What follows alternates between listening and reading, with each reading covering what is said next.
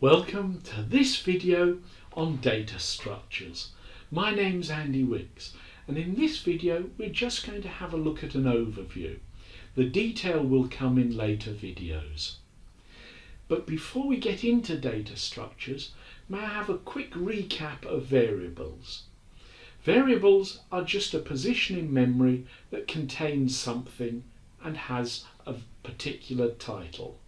So for example, we might have the variable name that contains Andy.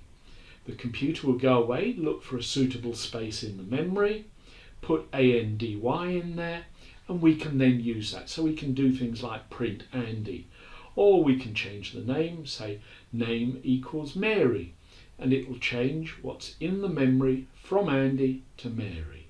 Data structures, though, are a little different.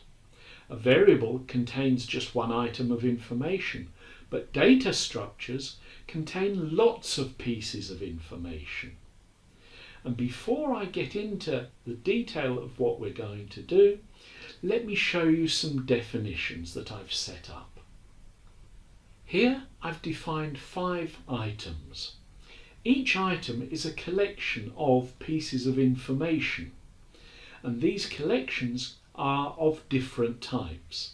I'm going to go into what these 4 types are later on, but there are these 4 types. We've got a list of programmer forenames, so there's Charles, Ada, Grace, Alan, Joe. We've got British degree classes, first, upper, second, lower, second and third. But notice that there are 4 items in this particular collection, and that will matter in a little bit. We then come on to 2 colour definitions, 2 collections of colours. In colours 1, we've got red and blue appearing twice, and that will matter. In colours 2, we've got 2 new colours, silver and gold, but red, blue and yellow are also in colours 1. Finally, we've got a particular collection that does some odd things. Every colour on the computer has a particular code. So red has the code of FF0000, and blue and green have their own colour codes as well. And now we're in a position to get this program running. The first item we had was a tuple, a list of programmer first names. Tuples cannot be changed. Once you've created a tuple, it stays exactly as it is. However, they are quick and they're simple to use. There aren't many things you can do with a tuple. But for each of these collections of things, they contain different items, and you want to be able to get at a particular item. For all of them, they have something called an index, a position in the list. This being computing, the list starts at 0. So Charles is programmer 0. Ada is programmer 1. Grace is programmer 2, Alan programmer 3, and Joe programmer 4. All we can do is use those bits or the collection of them to do any task that we particularly want. What we can't do is change Ada to Joe. That won't work. What we can't do is change Ada to Andy. That's not allowed. Changing things in a tuple is not allowed in Python.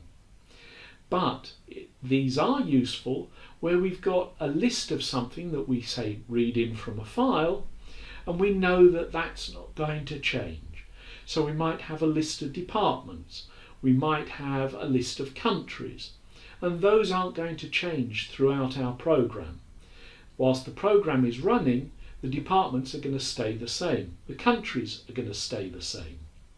We may change the files later on which they're based, but then when the program is run again, those particular items will be changed here. So, a tuple cannot be changed. It's quick and it's simple to use. But what happens if we want to change things? If we want to be able to change things, then we use a list. And lists can do an awful lot more than tuples. They can be sorted, they can be searched, you can change the values, you can add items, but they are slower than tuples, but they're much more flexible. So you choose the right tool for what you're doing. If what you're doing isn't going to change, use a tuple. If you're going to need to change these items in this collection of data, then you need a list. So down here, we've got first, upper, second, lower, second, and third. Now, as you can see, I've got degree classes dot append pass. And what it's done is it's added a fifth item to the list that we had above. And we've now got a pass available as well.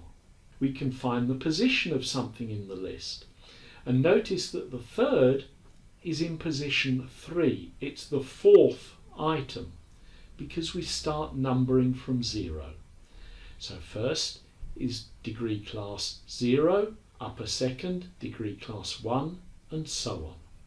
So third is degree class 3 because it's the fourth item in the list. Now those are extremely useful structures, but there's even more. We have things called sets. Sets are what you use in mathematics. They're worked in exactly the same way. And a set can only contain one version of each thing. So where we had colour 1 being set up with 5 colours, 2 of which were repeated, as you can see here, there are no repeats. A set doesn't allow a repeat. It just overwrites it. And this is extremely useful when we're checking lists of things for, say, a particular item that occurs several times. So, for example, we might have a list of students and their courses. There'll be lots of students on the same course, but what we'd like is a course list. So we read all the course names into a set. That set will record each course once and only once. So now we have a list of courses. That's quite useful. But we can do even more clever things with sets. We can find things like intersections. So which items do these particular sets have in common? So which colours were in colours 1 and in colours 2? Well, you remember colours 2 had silver and gold, but those don't appear in the list anymore. What we've got is blue, yellow and red. Only those that occur in both of these sets of colours. And we have one final item for you. We had those list of colour codes.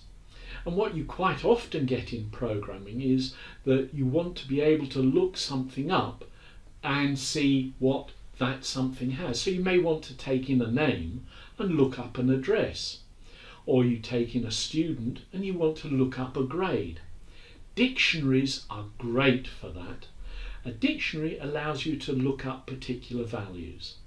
They have a key and a value. And you look for that key, and what you get is the value. So for example, here I've got print green is, and then it goes to the dictionary hex code, and it says, I want to know what the code is for green.